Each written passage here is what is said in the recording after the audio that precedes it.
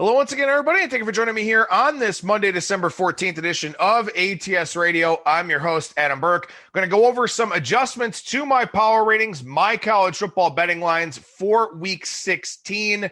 A very strange week here to talk about on today's show because we've got some regular season games, some conference championship games, our first bowl game, lots of things going on here in Week 16 of the college football season. I'll talk about the adjustments I've made, where my market numbers are, and then also some box score notes from what we saw here this past weekend.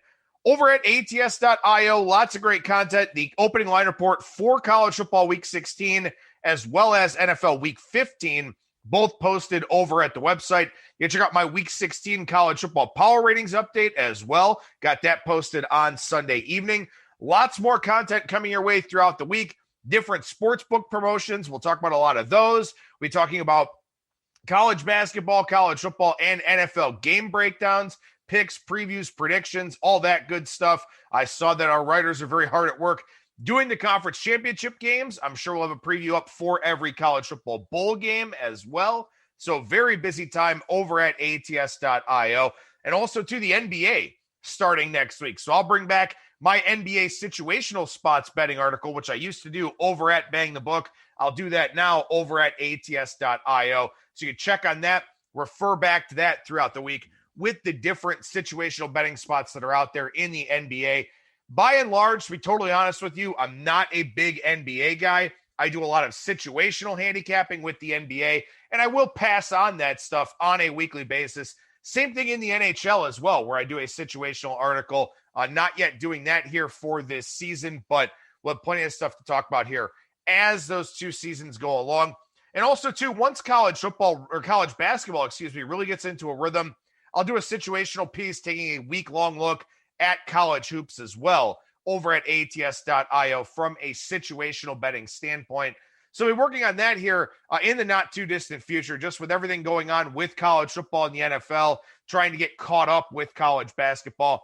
Getting to those seasons a little bit slower here than usual, but we will have a lot of content over at ATS.io. Lots of content coming up this week on ATS Radio, regular week's worth of shows. We'll chat with Brian Blessing about the NFL tomorrow, Kyle Hunter, college football and college basketball on Wednesday, Thursday, Brad Powers for college football and the NFL. Then Friday, my Circa Sports Million picks, 2-3 in week 14, disappointing to say the least. Wish I would have played the Rams on Thursday night. That would have replaced the Packers for me. Would have picked up a winner with the Rams. Packers a right side loser. So 2-3, that sets me back quite a bit here with now just 15 picks left to be made in the Circa. But in any event, Circa recap article coming your way on Tuesday and the Circa podcast on Friday. Lastly, download the ATS app from the Google Play Store, from the Apple Store, from ATS.io. It's a bet tracker. It's an odds screen with the U.S.-facing sports books and also full article integration from ATS.io into that app. The premium model in the ATS app has also been doing very well here of late. You can get that for $20 a month. You can get all those picks through that ATS app. So lots of reasons to download the ATS app, and I encourage you to check that out. All right, so it's week 16 here of the college football season, and as I said at the top of the show here, a very strange week in a lot of ways. Some regular season games thrown about, a lot of conference championship games. We got a bowl game with UTSA and SMU in the Frisco Bowl. So lots of things for us to consider here for this week. A couple of just off-the-top things I want to mention. Generally speaking, these conference championship games will be pretty pure handicaps. I mean, teams set out at the start of the year to win their conference championship. Even if they have college football playoff aspirations, you really can't get to the college football playoff without winning your conference. So all of those teams in those conference championship games will be fully invested and fully engaged. Now, as far as the regular season games go here, and we'll see how many of these actually go off. Arizona and Cal already been wiped off the board, but we'll see how many of these games actually get going here for this week. But, again, you want to try and look at some of the more subjective handicapping things, looking at the spot, looking at the quotes from the teams, looking to see, if you think these teams will actually be invested in playing. I think in a lot of respects, power ratings for the regular season games, I'm not going to say that they're worthless because I would never say that a power rating is worthless, but I would simply say that it wouldn't be the main hallmark of my handicapping here for this week. Now, again, like I talked about in the article, power ratings are very important Sunday night when lines start getting posted into Monday and then maybe early Tuesday morning. After that, the market has already been shaped by the numbers grabbers that are out there. So at that point, you start talking more about the subjective handicap, the spots, the matchup, the motivation, all those different types of things. So right now, we haven't seen a ton of market movement here Sunday night into Monday morning. I don't know if we're going to see a whole lot of numbers grabbing at this point in time, because now you want to know, where these teams kind of are from their mindsets. And of course, the conference championship lines should be about as sharp as they're going to be. We got a lot of data points for the best of the best teams. The books know what the betting trends have looked like in terms of, do they need this team on a weekly basis? Do they need money to come in against this team on a weekly basis? I'll talk about that a little bit as we go forward here. But again, I think the conference championship lines, by and large, on the whole, compared to my numbers, are pretty spot on in a lot of ways. So I think we're looking at more subjective handicapping this week with those regular season games. And of course, that first bowl game there with UTSA and SMU. All right, so some power ratings adjustments that I made from week 15 here to week 16. And some of these are relative to this week. Some of these are a way that I've been positioning myself for 2021. Because when I put together next season's power ratings, I start with my baseline of what I had at the end of this season. And even though we had COVID and all of that going on, I still think that I've got a pretty accurate representation of where a lot of these teams are. So some of these teams are in action this week. Some of these teams aren't. For example, Wisconsin is in action this week. They take on Minnesota. And I dropped Wisconsin 5 points in my power ratings from last week. Multiple bad offensive performances in a row for the Badgers. So not even a big enough adjustment based on what we're seeing out there in the market, where I've got Wisconsin minus 15.5, market showing Wisconsin minus 11.5 or 11 against Minnesota. Look, that's probably regressed a little bit with the low scoring expectation for that game, but maybe Wisconsin just is power rated a lot lower, or maybe I didn't adjust to Minnesota getting that win last week over Nebraska. But keep in mind, Minnesota was down about 30 players from COVID and various injuries and all of that. They had very few scholarship players. I'm surprised that game was even played, to be totally honest with you. So I've got a little bit of an overlay on Wisconsin here, but I'm not interested in playing the Badgers. I just don't think they're a very good team this season, and that's kind of played out here over the last few weeks.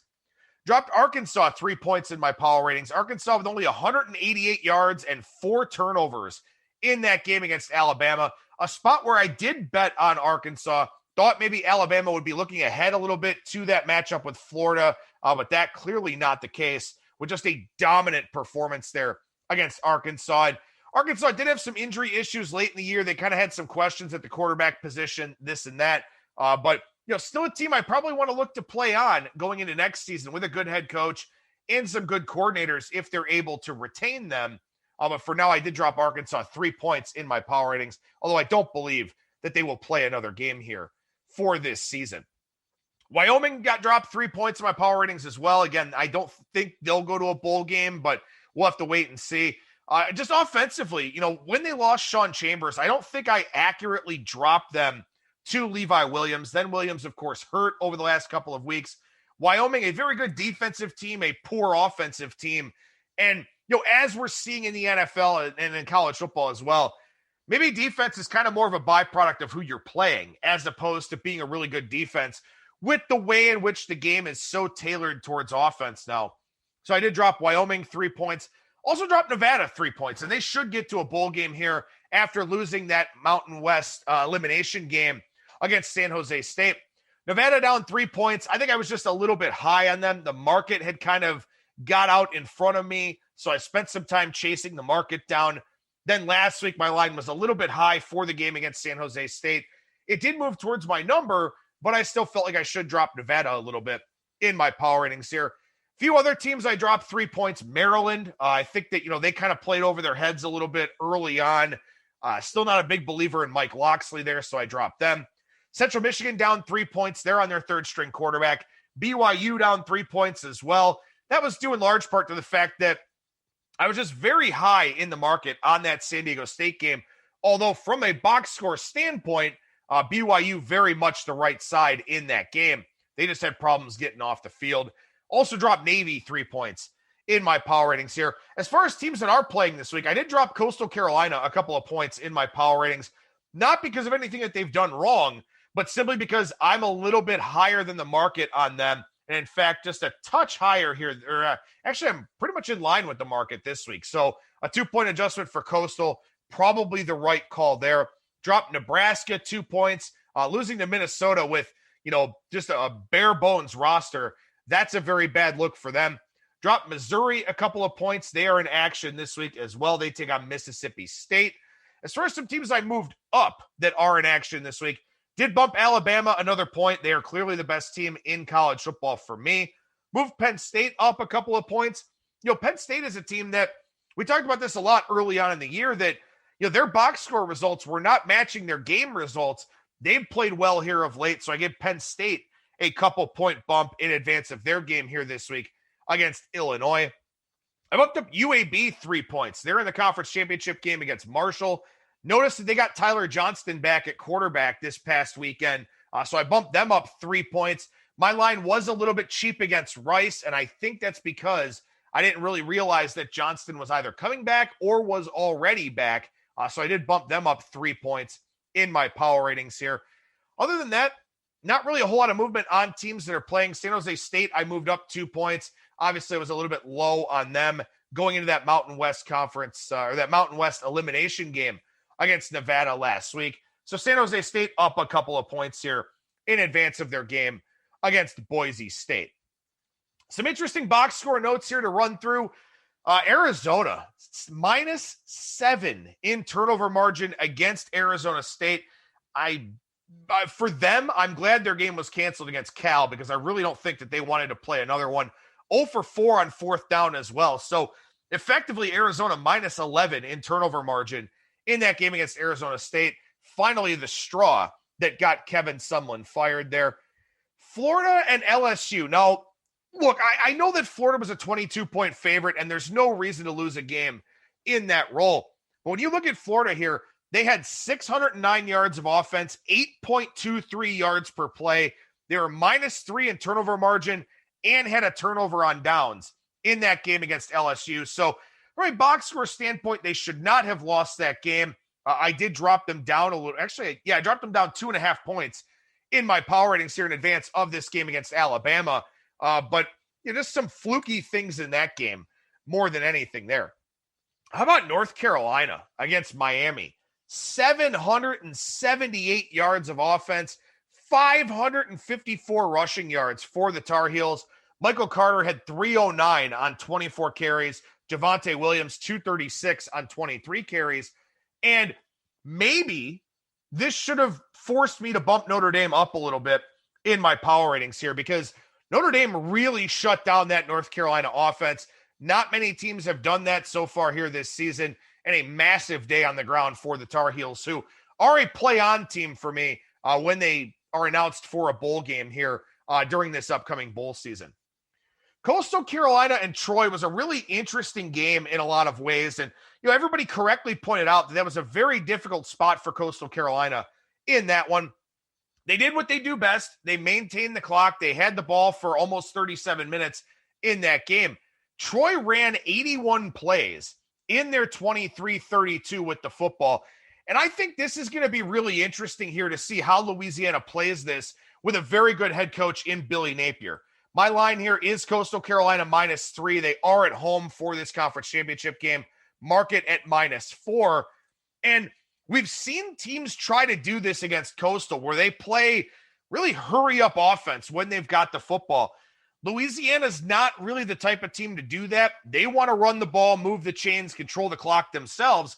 I wonder if they tried to speed up a little bit on Coastal here because you've got a Coastal defense now coming off of a physical game against BYU, 81 plays against Troy where, look, Troy only had the ball for 23 and a half minutes, but that Coastal defense still had to go through a lot of reps there. I sort of wonder if maybe that's part of the game plan for Louisiana, if they can lean on Coastal Carolina. Speaking of leans, I kind of lean with Louisiana in that game. And we'll talk about it on Wednesday and Thursday here on see what Kyle Hunter and Brad Powers think. But we've seen several teams try to do that to Coastal, where they speed up when they've got the football. For Troy, it helped them cover the number, but wasn't enough to get them the victory there in that one. An interesting offensive performance for Northwestern here, and I think that this had a direct impact on the total for the Big Ten championship game against Ohio State. Northwestern with 493 yards in that game against Illinois last week. Really bad weather conditions, and they still ran for 411 yards. Now, they only scored 28 points, and they were 5 of 7 on fourth down. But when you look at that total for that game, Northwestern and Ohio State, 58.5 is a very big number for a Northwestern offense that's been quite bad throughout the course of the season, and a Northwestern defense that's very good. So I would expect some under money to come in for the Big Ten championship game, or with the higher scoring expectation with 58.5, to me, that suggests that Ohio State will have success offensively in that football game. So I think there's a context clue there where Ohio State probably going to be bet up in that game. My line, my peer power rating line, Ohio State minus 19.5, market at 20.5 or 21. I think the higher scoring expectation will entice some Ohio State money. So watch out for that here as we go throughout the betting week in advance of the Big Ten championship game. UCLA outgained USC 549 to 444. Bruins -1 in turnover margin, 3 turnovers on downs. UCLA was covering this number for almost the entire game, and then USC scores a late touchdown, and they wind up covering. UCLA is a very popular team out there in the betting markets right now. It is a game where I have an overlay. I have Stanford plus 3.5 against UCLA, market showing 7 right now. The market's a bigger believer in UCLA than I am.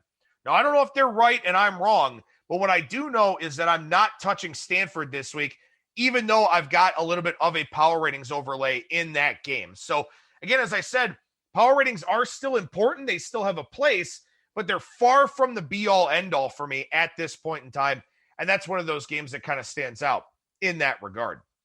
I mentioned BYU won the box score against San Diego State. They absolutely did. BYU almost 7 yards per play, 6.98. San Diego State 5.18, but San Diego State 10 for 17 on third down, had the ball for 36-43. That game was a lot closer than it actually was because BYU had trouble getting off the field. So I did drop BYU a little bit in my power ratings, but I'm still looking to possibly play on them in the bowl game here against UC. I think it's a very interesting game, to say the least. Oklahoma State outgained Baylor 608 to 156. Baylor 2.4 yards per play. The Baylor offense got really, really bad with Dave Aranda. Charlie Brewer did not have a good season. Baylor, not a team I'm excited about the prospects of heading into 2021. NIU and Eastern Michigan, a game that flew over the total with 74 points. Weather was considered to be a factor there in that one, but it did wind up going way over the total. Even though NIU outgained at Eastern Michigan 420 to 373, the two teams only 6 for 25 on third down, but it still wound up going way over the total. Now, I don't know if I'm going to bet it, but I think the MAC championship game line between Ball State and Buffalo is a little bit inflated here. My number is Buffalo -8 for this neutral site game at Ford Field in Detroit. Western Michigan outgained Ball State last week 491 to 352, but Western Michigan had the ball for over 37 minutes, ran 89 plays to 66 for Ball State. The two teams were pretty even in yards per play. Western Michigan 5.5, Ball State 5.3. Weather, of course, was a major factor in that game. I think this line is inflated with Buffalo. I think this line is propped up a little bit because Ball State didn't look great last week, and also because Buffalo, I mean, look, they're so much better than everybody else in this conference that I think you have to shade this line in Buffalo's direction. I don't know if I'm going to bet against the Bulls. If it gets to 14, I may take a peek at Ball State, but I do think that line is a little bit inflated here for that game on Friday night. Wake Forest loses to Louisville, and Wake Forest -2 in turnover margin. I believe I don't know if they had 2 or 3 turnovers in that game, but we talked about that a lot last week, where they'd only turned the ball over once to this point in the season. That was not the way things played out against Louisville. Army-Navy game, I tweeted sort of in jest, they're going to open the Army-Navy total at 34 next year. It may actually be around there. 12 combined first downs in that game, 279 yards between Army and Navy. And the weather wasn't great, that's for sure, but still, another under in that head-to-head series. 15 in a row have now gone under the total between Army and Navy. And a very low total this week for Air Force and Army, 38 the total out there. I have Army a 3-point favorite in that game, so I'm pretty much flipped from where the market is with Air Force -2.5. Not going to play that game at all, but interesting to see Air Force, not only the favorite traveling cross-country to West Point, but also taking the early money for that final leg of the Commander-in-Chief's Trophy Series. How about Memphis?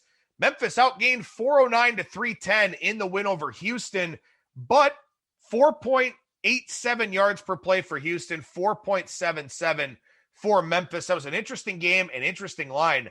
Memphis the winner in that one, but the Memphis Tigers not having a great season here. And I'll be curious to see where I kind of power rate them for next year, losing their veteran quarterback in Brady White. 4 more turnovers from Duke, -2 in turnover margin for their game. Just all kinds of turnovers for Duke, a team that I'll probably have pretty low heading into next season. 2.47 yards per play for Wyoming, 4.17 for Boise in that game in the Mountain West this past weekend. Boise now takes on San Jose State. My line in that game is Boise -5.5. The market right now showing Boise -6 or 6.5. So maybe a little bit of value on San Jose State here. And I think I may end up playing them kind of as an emotional play because I'm rooting for them, but also because I don't think Boise State is nearly as good as some of the past versions that we've seen. So I may take a piece of San Jose State there, +6.5 in that one. Mississippi State, 3.6 yards per play. Auburn just barely over 5 yards per play. Mississippi State takes on Missouri this week. The Bulldogs have a good defense, but that offense is just very, very bad. They had 51 pass attempts against Auburn and still had just barely 3.5 yards per play. A lot of questions, a lot of soul searching for Mike Leach here in this upcoming offseason. Lastly, 4.7 yards per play for Virginia against Virginia Tech, and they threw the ball 47 times. And we talked about this a lot over the course of the season, that Va-Tech's defense was really, really bad, but they played pretty well against Virginia, a Virginia team that I don't really think very much of if they appear in a bowl game or for this upcoming season here. So Virginia, a team I will adjust down in my power ratings, I think, as this offseason goes along. So look at some games where I'm kind of off market a little bit here for this week. Troy's -26 against Louisiana Monroe. I have it 21.5, not going to play it, but interesting to see Troy kind of get back into favor a little bit with some people out there in the betting market. UAB and Marshall, I'm at 5, market's at 5, 5.5, right on the number there. Not a play for me. I think the under is kind of interesting at 42, but a very low total there for that game in Huntington, West Virginia. I mentioned I've got Buffalo -8, market's up to 13.5 against Ball State. USC and Washington, the Pac-12 championship game. I have this one, USC -5.5, market showing 7. I don't think I'm going to play this game. And in fact, some questions as to whether or not these two teams will even be able to play in this game. Very strange situations out there in the Pac-12, to say the least. Lean Washington, lean under in this game as well, because I don't really think much of the Washington offense. Keaton Slovis is the best player in this game, so maybe that helps USC. Kind of like the under 56.5, 57 there in that one. Nebraska Rutgers, I have Nebraska -5. Maybe lean Rutgers in that one because they're at least showing that they could be on an upward trend, whereas Nebraska, they're spinning their wheels right now and may need to move on from Scott Frost. Purdue and Indiana would have played Purdue if they played this game last week. They didn't. My number's 8.5, so a little bit below market, but I'm not going to play that one. Do have a bit of an overlay on Florida State and Wake Forest. Wake Forest -12 for me. Market showing 7. Not a game I'm super invested in, but I did take a small piece of Wake Forest when this line came out at 7, and it is showing signs of going to 7.5. So maybe one you want to jump on here if you like that game as well. I mentioned already Ohio State. I got 19.5 against Northwestern, so not a whole lot of value there. I do have some line value on Oregon State. I've got that one +1, market +7. Arizona State blowing out Arizona, I think, says a lot more about Arizona than it does about Arizona State. Maybe the Sun Devils are invested here for this finale, having played only 3 games to this point. But I like Oregon State. I like Jonathan Smith.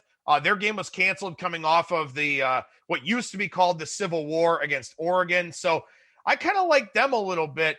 That game was 3 weeks ago now. Crazy how time flies.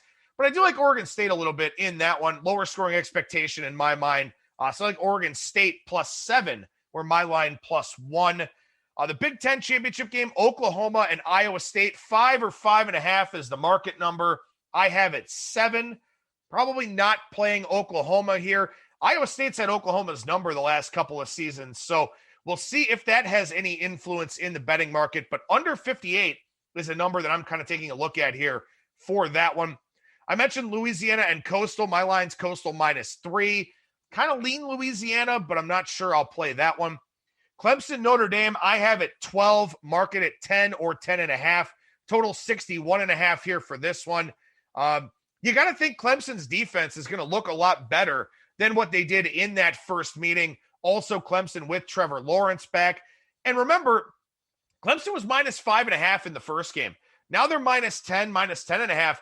Trevor Lawrence is worth more than that to the line. We've kind of found out when he got COVID that Lawrence is worth about 7 to 7.5 points to the number. So is this line cheap based on that?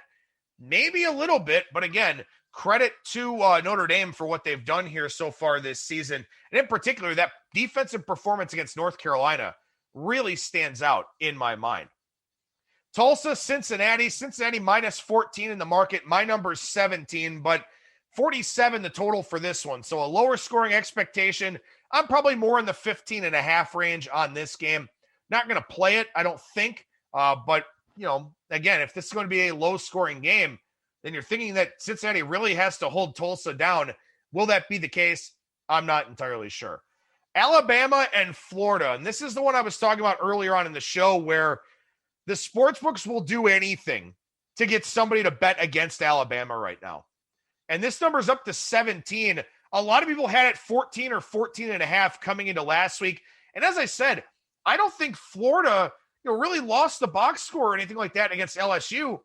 They just lost the game. They had moved the football very effectively in that game and have moved it very effectively throughout the season.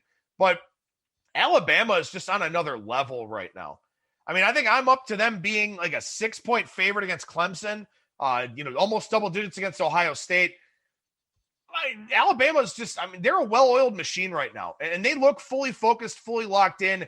Mac Jones has played extremely well. I couldn't take Florida here. I couldn't. Even though I know Florida can score a lot of points, I couldn't take them. It's going to be a very, very light week for me in terms of plays. And again, just not seeing much in these conference championship games. Lastly, Boise State, San Jose State. Boise State here, -6.5, total 55. Like I said, I'm at 5.5, so a slight lean to San Jose State. Neutral site game here will be played in Vegas, where San Jose State kind of made that their adopted home now. So kind of lean with San Jose State in that one. But again, probably not going to have a whole lot of plays this week. A lot of games close to the market number and just a lot of subjectivity this week with wondering, which teams show up, which teams don't. I think it's a very hard thing to try and figure out and process here in week 16. We'll be back on Tuesday with Brian Blessing, the host of Sportsbook Radio and Vegas Hockey Hotline, talking all things NFL for this week. And as I said, the rest of the week here on ATS Radio will be business as usual. That'll do it for me. Thank you so much for listening, everybody, and I will talk to you again tomorrow.